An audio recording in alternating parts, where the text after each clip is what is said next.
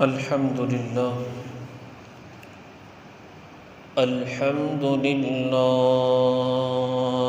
رب العالمين، والصلاة والسلام على سيد الأنبياء والمرسلين.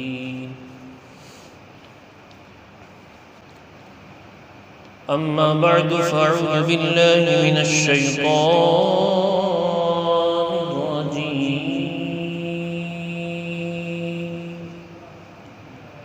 بسم الله الرحمن الرحيم.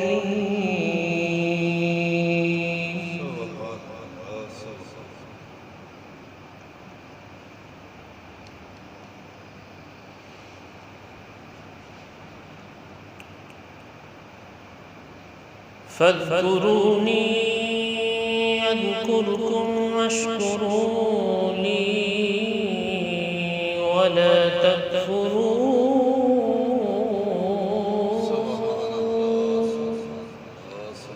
وفي مقام آخر لئن شكرتم لأزيدنكم وَلَئِن كَفَرْتُمْ إِنَّ عَذَابِي لَشَدِيدٌ. صدق الله العظيم وبلغنا رسوله النبي الكريم الأمين. إن الله وملائكته يصلون على النبي يا أيها الذين آمنوا صلوا عليه وسلموا تسليما. پڑھیے الصلاة والسلام عليك يا رسول الله، الصلاة والسلام عليك يا حبيب الله، الصلاة والسلام عليك يا نبي الله، وعلى آلك وأصحابك يا نور الله. کچھ ایسا کر دے میرے کردگار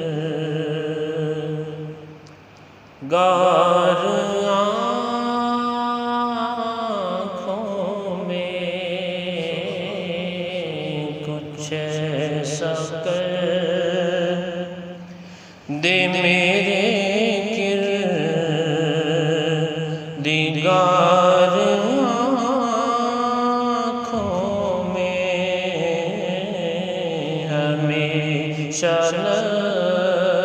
نقش رہے روئے یار آنکھوں میں. انہیں نہ دیکھا تو کس کام کی ہے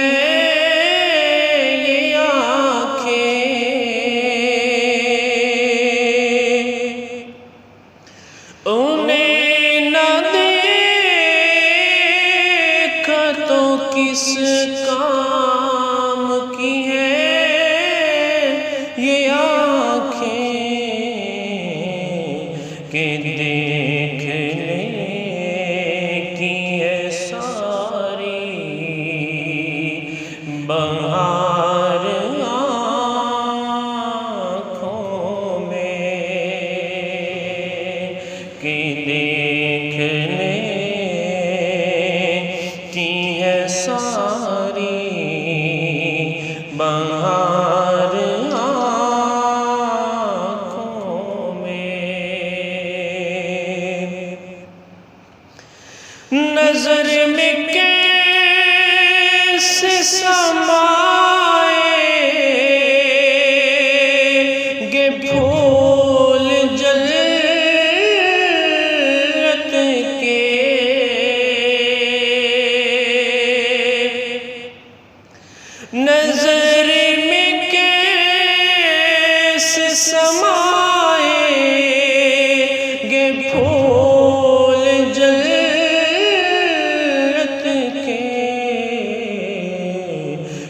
بس چکے ہیں مدینے کی خار آنکھوں میں، کہ بس چکے ہیں مدینے کی خار آنکھوں میں۔ وہ سبز سبز نظر آ رہا ہے گنبدِ صف، وہ سبز سبز نظر آ رہا ہے گنبدِ صف، قرار آ گیا یوں بے قرار آنکھوں میں، قرار آ گیا یوں بے قرار آنکھوں میں۔ فرشتے پوچھتے ہو مجھ سے کس کی امت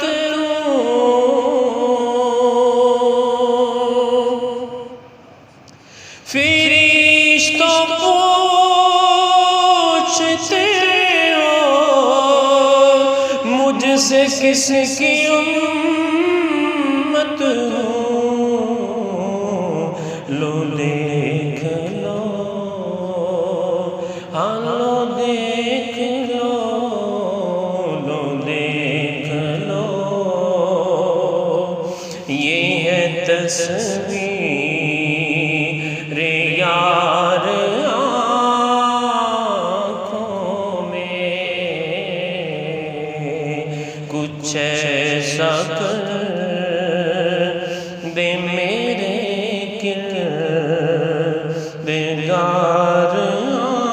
آنکھوں میں۔ پیا ہے جام محبت جو آپ نے نوری، پیا ہے جام محبت جو آپ نے نوری، ہمیشہ اس کا رہے گا خمار آنکھوں میں، ہمیشہ اس کا رہے گا خمار آنکھوں میں، کچھ ایسا کر دے میرے کردگار آنکھوں میں، ہمیشہ رہے روح یار آنکھوں میں۔ مولا صلی وسلم دائما ابدا علی حبیبک خیر الخلق کلہم، یا رب بالمصطفیٰ بلغ مقاصدنا واغفر لنا ما مضى یا واسع الکرم۔ مولا صلی وسلم دائما ابدا علی حبیبک خیر الخلق کلہم۔ حمد و ثنا اللہ تبارک و تعالیٰ کی مبارک ذات کے لیے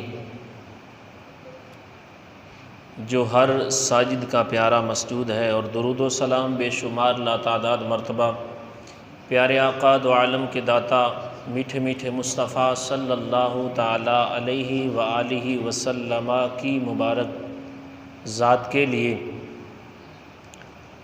محترم اور محتشم عاشقان رسول، آج 12 ذی الحجۃ الحرام ہے، قربانی کا تیسرا دن ہے۔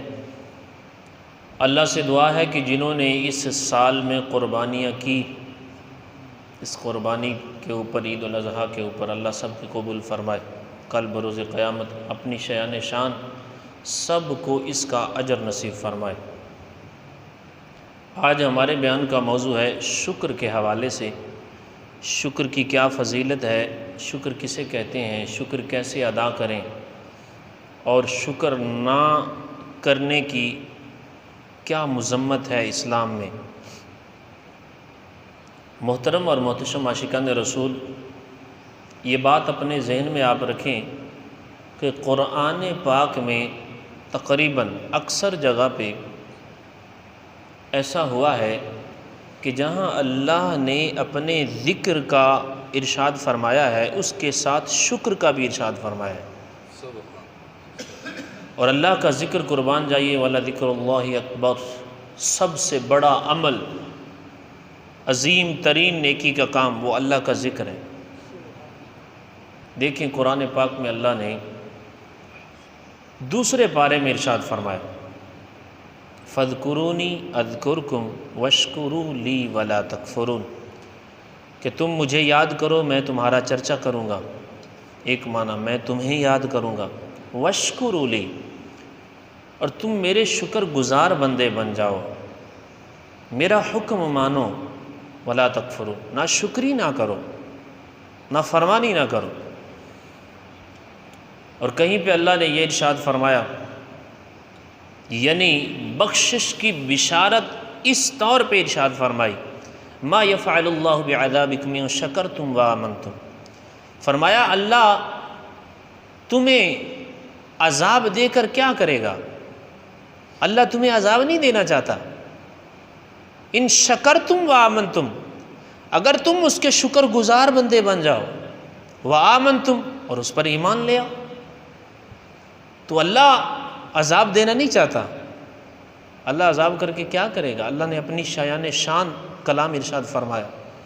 تو یوں شکر گزار بندہ، گویا اس آیہ مقدسہ میں یہ اشارہ ملتا ہے کہ وہ اللہ کے عذاب سے محفوظ رہے گا، ایمان لے آئے، شکر گزار بن جائے۔ لیکن یہ کام مشکل بڑا ہے، وَقَلِيلٌ مِّنْ عِبَادِيَ الشُّكُورُ، اللہ ارشاد فرماتا ہے کہ میرے بندوں میں سے بہت ہی کم ہیں جو شکر کرنے والے ہیں، بہت ہی کم ہیں جو شکر کرنے والے ہیں۔ ایک مقام پہ یہ ارشاد فرمایا، لَئِن شَكَرْتُمْ لَأَزِيدَنَّكُمْ، کہ اگر تم میرا شکر ادا کرو گے، لَأَزِيدَنَّكُمْ، تو میں ضرور تمہاری نعمتوں کو بڑھاتا جاؤں گا، تمہاری نعمتوں کو بڑھاتا جاؤں گا۔ وَلَئِن كَفَرْتُمْ إِنَّ عَذَابِي لَشَدِيدٌ، اگر نہ شکری کرو گے، انکار کرو گے، نہیں مانو گے اللہ کی نعمتوں کو، اللہ نے دی ہیں، اس کے باوجود بھی اقرار نہیں ہے، تو پھر کیا ہے؟ ان عذابی لشدید، میرا عذاب، میری پکڑ بڑی شدید ہے، بڑی سخت ہے۔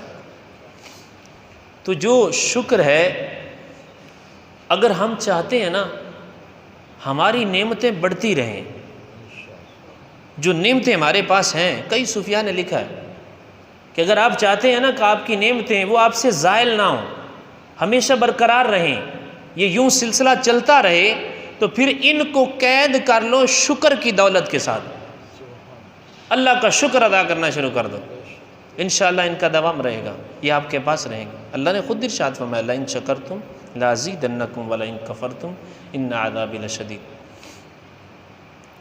شکر کرنا بڑی فضیلت ہے اس کی۔ اب نہ کرنا، جہاں فضائل ہیں تو نہ کرنے والے کے لیے بدقسمتی بھی ہے، اس کی شامت نفس ہے۔ دیکھیں اللہ تبارک و تعالیٰ نے قرآن پاک میں ارشاد فرمایا 30ویں پارے میں، ان الانسان لربہ لکنود، بے شک انسان اپنے رب کا بہت بڑا ناشکرا ہے۔ کیا ہے؟ ناشکرا ہے۔ اس کے کئی معنی علماء نے بیان فرمائے۔ ایک معنی یہ کہ جب اس کو مصیبت آ جاتی ہے تو یہ نعمتیں بھول جاتا ہے۔ 3 دن کا بخار ایک طرف، 40 سال کی جو صحت مندانہ زندگی گزاری وہ ایک طرف، 3 دن کا بخار یاد ہے، 1 دن کا ایکسیڈنٹ یاد ہے، لیکن 40 سال کی صحت مندانہ جو زندگی، ہیلدی زندگی جو اللہ نے عطا فرمائی وہ سب بھول گئی۔ جو اتنی دولت، مال، ثروت ملا، سب کچھ ملا، وہ بھول گیا۔ جب آزمائش کے دن آئے تھوڑے سے، وہ یاد ہے۔ اللہ نے ارشاد فرمایا ان الانسان لربہ لکنود، کہ بے شک انسان ہم اپنے رب کا بڑا ناشکرا ہے۔ وَإِنَّهُ عَلَى ذَلِكَ لَشَهِيدٌ، اور اس پر یہ گواہ بھی ہے، اس پر یہ گواہ بھی ہے۔ ایک معنی علماء نے یہ بیان فرمایا کہ اس کا معنی یہ یعنی انسان خود اس پر گواہ ہے کہ میں ناشکرا ہوں، اور دوسرا معنی یہ کہ اللہ گواہ ہے۔ اللہ تو گواہ ہے ہی ہے۔ تو یہ نعمتوں کو بھلا دینا، مصائب کو یاد رکھنا، یہ بھی ناشکری کی ایک قسم ہے، یہ بھی ناشکری کی ایک قسم ہے۔ وہ ایک اللہ والے تھے، تو ان کے مرید کی چوری ہو گئی، مال چور چرا کے لے گئے۔ وہ اللہ کے ولی کی بارگاہ میں حاضر ہوئے، عرض کرنے لگے حضور بڑی آزمائش ہے، چور آئے تھے، ڈاکو آئے تھے، وہ مال لے گئے سارا کچھ۔ آپ نے فرمایا شکر ادا کرو۔ کیسا شکر؟ مجھے تو چور لوٹ گئے، کیسا شکر ادا کروں؟ اس پر شکر ادا کرو کہ اگر شیطان تمہارے اوپر حملہ کرتا تو وہ تمہارا ایمان چھین لے جاتا۔ ایمان تو ابھی باقی ہے، مال چلا گیا دوبارہ آ جائے گا، مال چلا گیا دوبارہ آ جائے گا، دوبارہ مل جائے گا۔ سب سے قیمتی سرمایہ، سب سے بڑا خزانہ وہ ایمان، وہ جو ابھی بھی تمہارے سینے میں ہے، تمہارے دل میں ہے، اس پر شکر ادا کرو۔ تو بعض اوقات ایسا ہوتا ہے کہ ہم جو چھوٹی چھوٹی نعمتیں نہیں ملتی نا، ان کی وجہ سے اپنے آپ کو کوستے رہتے ہیں، عجیب و غریب قسم کی، نہ وہ اندر کشتیاں جو ہیں نا وہ ڈگمگا رہی ہوتی ہیں، اپنے جوبن پہ ہوتی ہیں، ادھر سے ادھر ادھر سے ادھر، مجھے یہ نہیں ملا، مجھے وہ نہیں ملا، یہ ہو گیا وہ ہو گیا۔ آپ ذرا اندازہ لگائیں کتنے ہی ایسے، کتنے نمازی بیٹھے ماشاءاللہ، سب کی آنکھیں سلامت ہیں۔ جس بندے کی آنکھ نہیں ہے نا، آپ کبھی اس سے پوچھیں کہ تمہارے نزدیک دنیا کی کیا اہمیت ہے، کیا اوقات ہے، تو پھر ہم غریب ہیں، امیر ہے نا یار۔ وہ نبینا ہے بیچارہ، اس نے دیکھا ہی کچھ نہیں، کیا دیکھا؟ قرآن کی زیارت بھی نہیں کر سکتا یار، علماء کی صحبت میں تو بیٹھ سکتا، ان کی زیارت نہیں کر سکتا، صالحین کی زیارت نہیں کر سکتا۔ اللہ نے آپ کو آنکھیں دی ہیں، صبح و شام آپ قرآن دیکھ سکتے ہیں، مسجد کی زیارت کر سکتے ہیں، قرآن کی زیارت کر سکتے ہیں، علماء کے پاس بیٹھ کر زیارت اور علم دین سیکھ سکتے ہیں، ڈبل ثواب کما سکتے ہیں۔ کتنی بڑی نعمت ہے آپ کے پاس کہ ابھی آپ نے اس کے اوپر شکر ادا کیا اللہ کا۔ اللہ اکبر۔ ہمیں شکر گزار بننا چاہیے۔ کیا کرنا چاہیے؟ شکر گزار، نہ شکر ہے نہیں، شکر گزار بننا چاہیے۔ حدیث پاک میں آتا ہے، حضرت عطا رحمۃ اللہ تعالی علیہ آپ فرماتے ہیں کہ ایک مرتبہ میرے ساتھ حضرت عبید بن عمیر بھی تھے، ہم حاضر ہوئے، صحابی رسول حضرت عبید بن عمیر، ہم حاضر ہوئے حضرت اماں عائشہ صدیقہ طیبہ طاہرہ رضی اللہ تعالی عنہا کی بارگاہ میں۔ تو ہم نے عرض کی کہ سیدہ طیبہ طاہرہ کوئی ایسی بات بتائیں جو سرکار کی آپ کو زندگی میں بڑی پسندیدہ ہو، بخاری شریف کی حدیث ہے، بات بڑی پسندیدہ ہو۔ آپ نے فرمایا یوں تو سارے سرکار کے سارے معاملات ہی پسندیدہ ہیں، سارے معاملات ہی پسندیدہ ہیں، لیکن ایک بات مجھے بڑی دلچسپ اور بڑی پسند ہے۔ وہ کیا ہے؟ کہ ایک رات سرکار میرے حجرے میں تشریف لائے اور میرے ساتھ لحاف میں بستر میں لیٹ گئے، میرا جسم سرکار سے مس ہو گئے۔ اب اتنی دیر میں سرکار نے ارشاد فرمایا کہ اے ابو بکر کی بیٹی، مجھے اجازت دو، میں اپنے رب کی عبادت کرنا چاہتا ہوں، میں اپنے رب کی عبادت کرنا چاہتا ہوں، اے ابو بکر کی بیٹی مجھے اجازت دو، کیونکہ میری باری تھی۔ اب میں نے کیا عرض کیا؟ حضرت اماں سیدہ طیبہ عائشہ صدیقہ رضی اللہ تعالیٰ عنہا آپ فرماتی ہیں میں نے عرض کی حضور مجھے آپ کا قرب تو بڑا پسند ہے، لیکن اگر آپ چاہتے ہیں تو میری طرف سے اجازت ہے۔ سرکار اپنے بستر سے اٹھے، لحاف سے نکلے باہر، سرکار نے مشکیزہ لیا، وضو کیا، اچھی طرح سے نماز پڑھنا شروع کر دی، نماز پڑھ۔ اب فرماتے ہیں کہ میں دیکھ رہی ہوں سرکار قیام میں کھڑے ہیں، نماز پڑھ رہے ہیں، اتنا سرکار روئے، اتنا روئے کہ مبارک آنسوؤں سے پورا یہ جو سینہ ہے نا، چھاتی، یہ بھیگ گئے۔ سرکار قیام میں کھڑے ہیں اور زاروں قطار رو رہے ہیں۔ آپ فرماتی میں دیکھ رہی ہوں، اللہ اکبر۔ سرکار پھر رکوع میں جاتے ہیں، رکوع کی تسبیح پڑھتے ہیں، اس کے بعد آپ فرماتی ہیں سرکار رکوع میں بھی رو رہے ہیں، زاروں قطار رو رہے ہیں۔ سرکار رکوع سے فارغ ہوئے، کھڑے ہوئے، سجدے میں گئے، سجدے میں بھی زاروں قطار رو رہے ہیں۔ آپ فرماتی ہیں کہ قیام میں بھی سرکار رو رہے، رکوع میں بھی رو رہے، اللہ اکبر، کیا شان ہے یار، اور سجدے میں بھی زاروں قطار رو رہے ہیں۔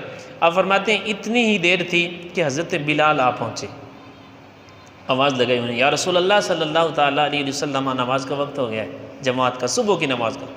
تو یوں پوری رات میرے آقا نے یوں گزار دی۔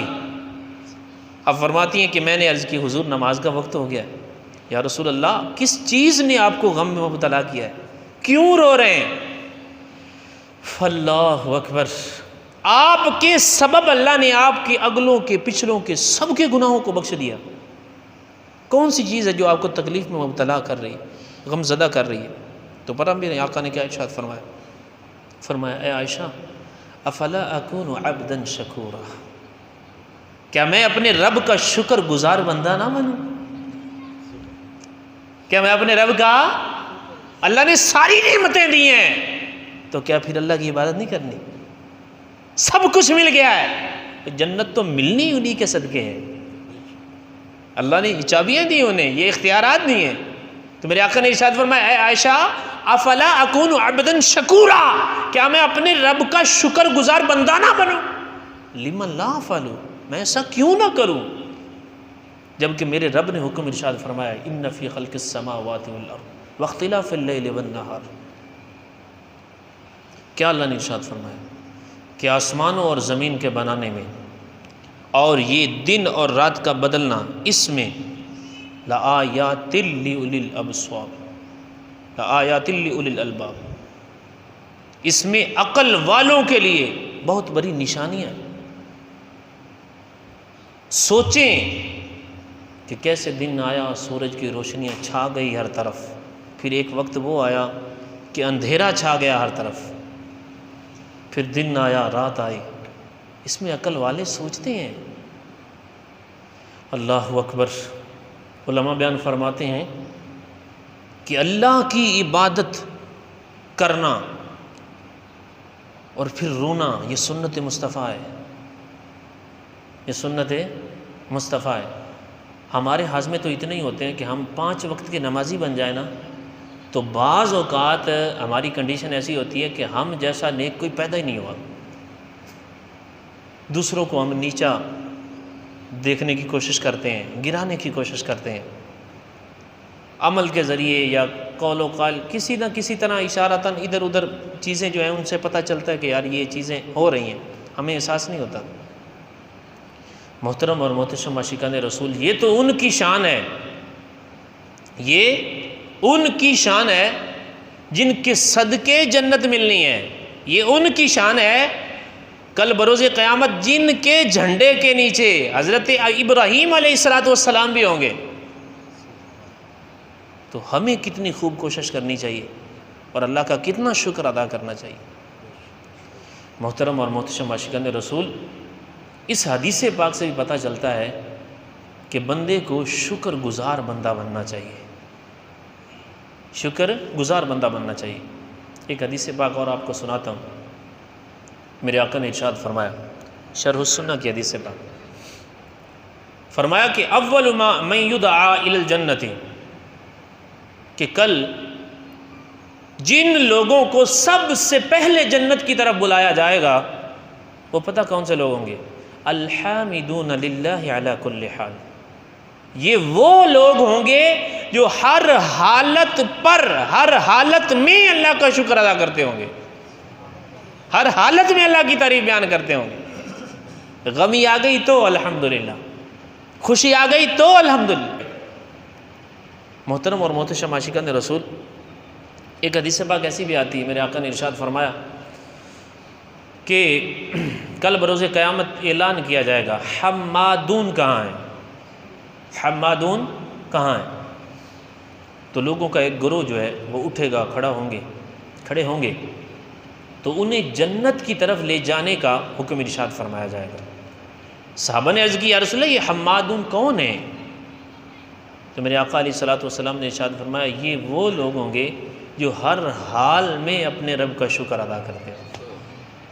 کئی علماء نے یہ بھی بیان فرمایا کہ حمادون سے مراد یہ ہے کہ یہ وہ لوگ ہوں گے جو تنگی میں اور وسعت میں ہر حال میں اللہ کو یاد کریں گے، اللہ کو راضی رکھیں گے۔ حمد، اللہ کی تعریف بیان کرنا، یہ کتنی عظیم چیز ہے۔ میرے آقا نے خود ارشاد فرمایا، الحمد رداء الرحمن، کہ حمد جو ہے رحمان کی چادر ہے۔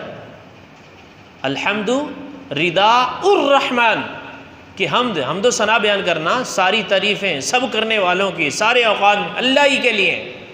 رداء الرحمن، یہ اللہ رحمان کی چادر ہے۔ یار دیکھو تو صحیح، حدیث پاک میں آتا ہے نا کہ سبحان اللہ جو بندہ کہتا ہے اس کو 10 نیکیاں ملتی ہیں، 10 نیکیوں کا ثواب۔ جو کہتا ہے لا الہ الا اللہ، 20 نیکیوں کا ثواب۔ جو کہتا ہے الحمدللہ، کتنے الفاظ ہیں؟ الحمدللہ، 30 نیکیوں کا ثواب ملتا ہے۔ سرکار صلی اللہ تعالیٰ علیہ وسلم کی حدیث سے پاک ہے، سرکار نے فرمایا اس ذکر سے بڑھ کر ثواب بڑھانے والا کوئی ذکر نہیں، اس جتنا کوئی ذکر نہیں۔ وہ ذکر کون سا ہے؟ الحمدللہ۔ افضل ترین ذکر میرے آقا نے ارشاد فرمایا وہ ہے لا الہ الا اللہ۔ افضل ترین دعا وہ ہے الحمدللہ۔ وہ کیا ہے؟ الحمدللہ۔ محترم اور محتشم عاشقان رسول، یہاں تک کہ حضرت عبداللہ بن مسعود رضی اللہ تعالیٰ آپ فرماتے ہیں کہ الشکر نصف الایمان، شکر جو ہے نا یہ آدھا ایمان ہے۔ جب یہ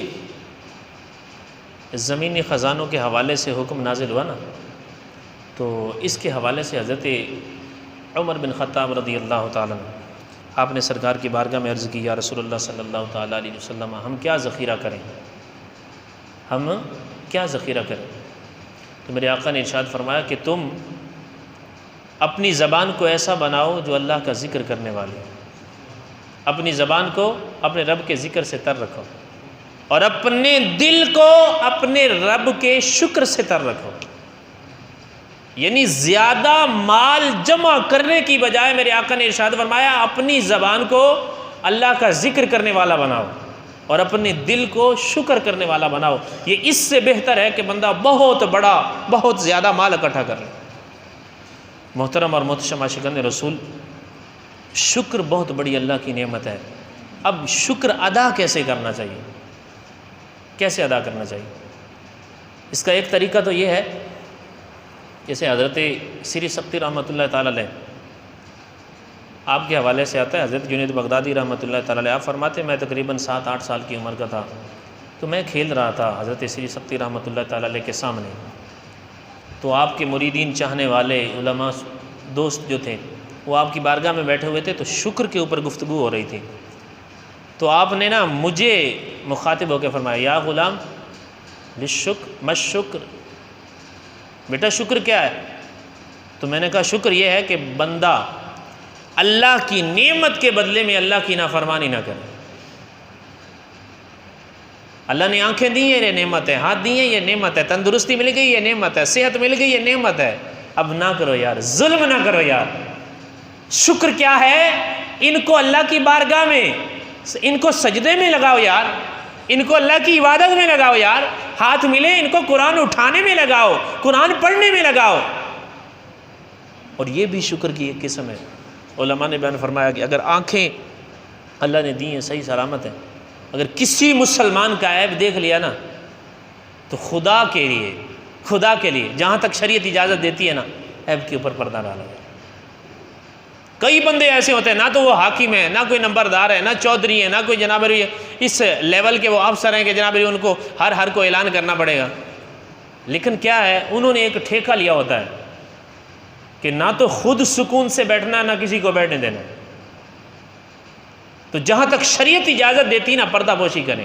اللہ نے کان دیے، ایسی بات نہ کان سے سنیں جو اللہ کی نافرمانی کے زمرے میں آتی ہے۔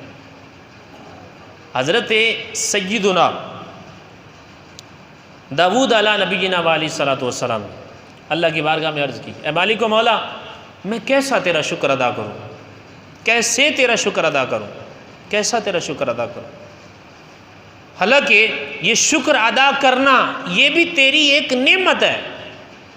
شکر ادا کرنا یہ بندے کے بس کی بات نہیں ہے، یہ بھی اللہ کی عطا ہے، اگر مل جائے تو اللہ تبارک و تعالیٰ نے جواباً ارشاد فرمایا کہ اے داؤد، تیرا یہ کہہ دینا کہ شکر بھی ایک تیری نعمت ہے، یہی تیرا شکر ہے، یہی تیرا شکر ہے۔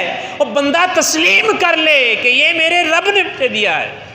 اور دیکھو یار کہاں یمن، کہاں حضرت سلیمان علیہ السلام ایسے گھڑیوں میں آیا نا تخت بلقیس، تو پتہ ہے بات پھر کیا کیا حضرت سلیمان علیہ السلام نے؟ ھذا من فضل ربی، یہ نہیں فرمایا آصف تیرا شکریہ یار تو لے کر آ گیا، کیا فرمایا؟ یہ میرے رب کا فضل ہے کہ جس نے آصف بن برقیہ کو ایسی طاقت عطا فرمائی کہ چند گھڑیوں میں اتنا بڑا تخت بلقیس یمن سے لے کر آ گیا۔ ہمیں بعض اوقات کوئی نعمتیں ملتی ہیں نا، کامیابیاں مل جاتی ہیں، میرا اپنا کارنامہ ہے، میں اتنا سٹرونگ آدمی جی، میں نے اتنی محنت کی ہے، یہ کیا ہے وہ کیا ہے۔ بھائی اس دنیا میں بڑے محنتیں کرنے والے جو بیچارے دھکے کھا رہے ہیں، یہ اللہ کی عطا ہے۔ اگر چاہتے ہیں نا خوشحال ہو جائیں تو شکر گزار بن جائیں۔ انشکر لی والی والدیک، اللہ فرماتا ہے میرے بھی شکر گزار بن جاؤ، اپنے والدین کے بھی شکر گزار بن جاؤ۔ شکر گزاری یہی ہے، اللہ کی نعمتوں کو یاد کریں۔ جو نعمتیں آپ کے پاس نہیں ہیں نا، ان کی وجہ سے بلا وجہ اپنے آپ کو کوسا نہ کریں۔ ایک بزرگ رحمۃ اللہ تعالی علیہ کے حوالے سے میں نے پڑھا کہ ان کا نا ایک مرید بادشاہ وقت نے اسے نا قید کر لیا، جیل میں بند کر دیا۔ تو اس نے نا ایک پیغام لکھ کے بھیجا اپنے پیر کو کہ حضور اب میں کیا کروں؟ تو آگے بابا جی نے لکھ کے بھیجا شکر ادا کرو۔ کیا کرو؟ شکر ادا کرو۔ اس کے اوپر مزید سختیاں ہو گئی، پھر اس نے لکھ کے بھیجا اب میں کیا کروں؟ اب نے فرمایا شکر ادا کرو۔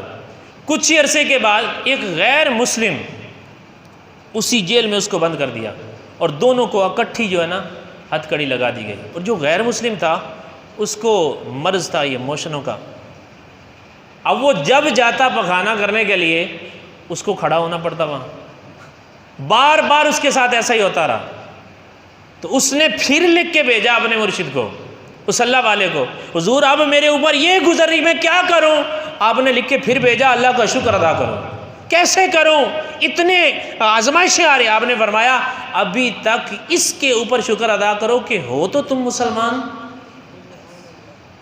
آزمائشیں آ رہی ہیں، تکلیف آ رہی ہیں، لیکن اللہ کا کتنا بڑا احسان ہے، سب کچھ ہونے کے باوجود اگرچہ غیر مسلم کے ساتھ تمہیں جکڑ دیا گیا ہے، لیکن ابھی تم ہو تو مسلمان، اس کے اوپر اللہ کا شکر ادا کرو۔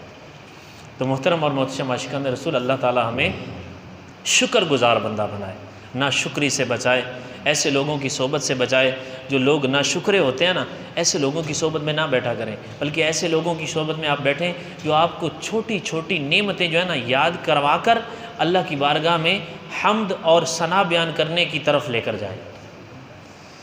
اللہ تعالی ہمیں صحیح معنوں میں شکر گزار بندہ بنائے۔ ایک حدیث پاک آپ کو عرض یہ کرتا ہوں، میرے آقا علیہ الصلوۃ والسلام نے فرمایا کہ کھا کر شکر ادا کرنے والا، جامع ترمذی کی حدیث پاک کہ کتاب صفت القیامہ میں موجود ہے۔ میرے آقا نے ارشاد فرمایا کہ کھا کر شکر ادا کرنے والا وہ روزہ رکھ کر صبر کرنے والے کی طرح ہے۔ ایک طرف ہے کھانے والا، لیکن اس کے ساتھ دوسری صفت کون سی ہے، کون سی خوبی موجود ہے؟ کھانے کے بعد وہ شکر ادا کرتا ہے، الحمدللہ مولا تیرا بڑا احسان ہے، تیرا بڑا کرم ہے، کتنا اچھا کھانے کو تو نے دے دیا۔ دوسری طرف ہے وہ جس نے سارا دن روزہ رکھا، صبر کے ساتھ بھوک بھی برداشت کی، پیاس بھی برداشت کی۔ میرے آقا نے ارشاد فرمایا یہ دونوں برابر ہیں، درمیان میں ریزن کون سی ہے؟ یہ ہے کہ کھانے والا جو ہے وہ شکر گزار بندہ ہے۔ اللہ تعالیٰ ہمیں شکر گزار بنائے۔ تو یہ چند سوالات جو میرے پاس ہیں، میں ان کا جواب آپ کو عرض کر دیتا ہوں۔ فوت شدہ والدین کی طرف سے قربانی کرنا کیا جائز ہے؟ اس کے حوالے سے یہ مسئلہ آپ اپنے ذہن میں رکھیں۔ پہلی بات تو یہ ہے، اگر آپ کے اوپر اپنی قربانی واجب ہے نا، جو شریعت کی دی ہوئی شرائط اور طریقہ کار ہے، تو پہلے آپ کے اوپر لازم ہے آپ کی اپنی قربانی کرنا، ٹھیک ہے؟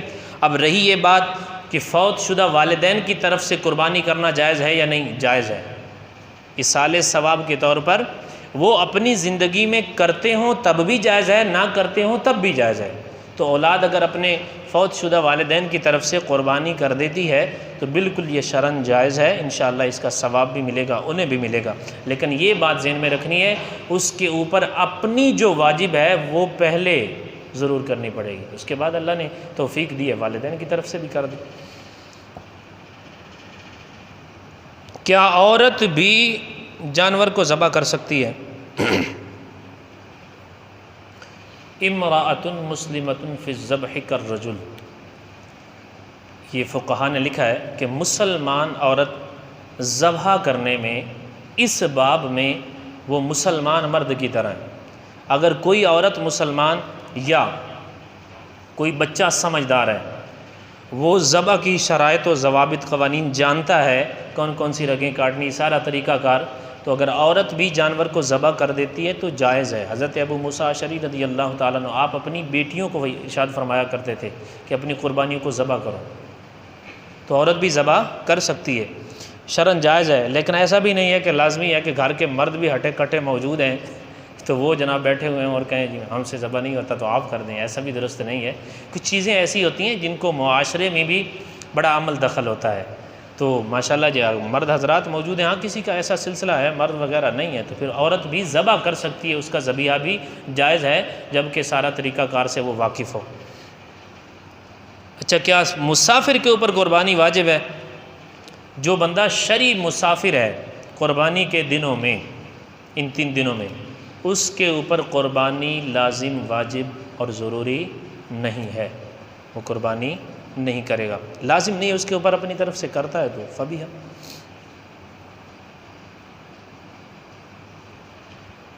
کیا بیوی اور خاوند دونوں کے اوپر الگ الگ قربانی کرنا لازم ہے؟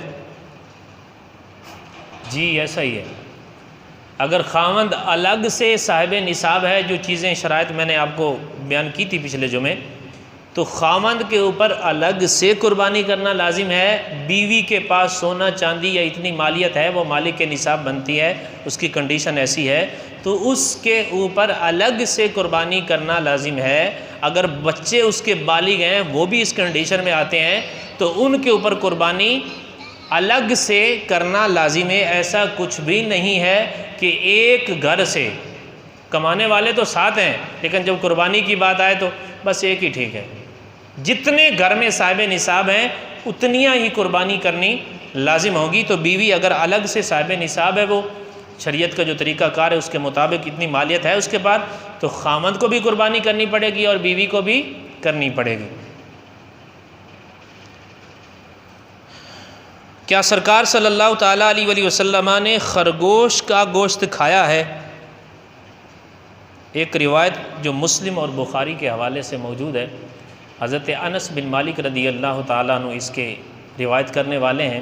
اس روایت کے ظاہر سے یہی پتہ چلتا ہے کہ سرکار صلی اللہ تعالیٰ علیہ وآلہ وسلم نے خرگوش کا گوشت تناول فرمایا ہے۔ کیا بقرہ سعد کی طرف سے ذبح ہو سکتا ہے؟ یہ کچھ تو سوال بڑے عجیب و غریب آتے ہیں۔ یہ کل ہی مجھے ایک فون آیا تھا کہ جس طرح ہم گائے میں 7 حصے کرتے ہیں تو کیا بکرے میں بھی 7 حصے ہو سکتے ہیں؟ تو ایسا کچھ بھی نہیں ہے۔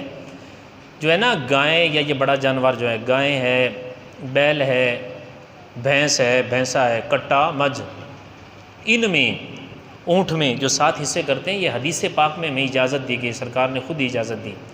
اور یہ جو بکرا ہے اس کے حوالے سے کسی حدیث پاک میں ایسا نہیں ہے کہ 7 کی طرف سے اس کو ذبح کریں، یہ ایک کی طرف سے ہی ہوگا۔ ایسا کچھ بھی نہیں ہے کہ قیاس کرتے ہوئے کہ حضور پھر وہ 7 کی طرف سے ہے تو اسی طرح بھینس کو بھی 7، یہ قیاس کی اجازت اس جگہ کے اوپر ہمیں نہیں ہے اور نہ ہی ہم نے کرنی ہے۔ بکرا ایک ہی کی طرف سے ذبح کرنا پڑے گا قربانی میں۔ بکرا ہے، بکری ہے، دمبا ہے، دمبی ہے، ٹھیک ہے، بھیڑا ہے یا بھیڑ ہے، یہ ایک ہی کی طرف سے قربانی میں ایک ذبح کرنا پڑے گا، نہ کہ 7 کی طرف سے۔ چاہیے آخری مسئلہ ہے تکبیرات تشریق، یہ کب تک پڑھنی چاہیے؟ تکبیرات تشریق کسے کہتے کسے ہیں بھلا؟ اللہ اکبر، اللہ اکبر، لا الہ الا اللہ، واللہ اکبر وللہ الحمد، یہ تکبیرات تشریق ہے۔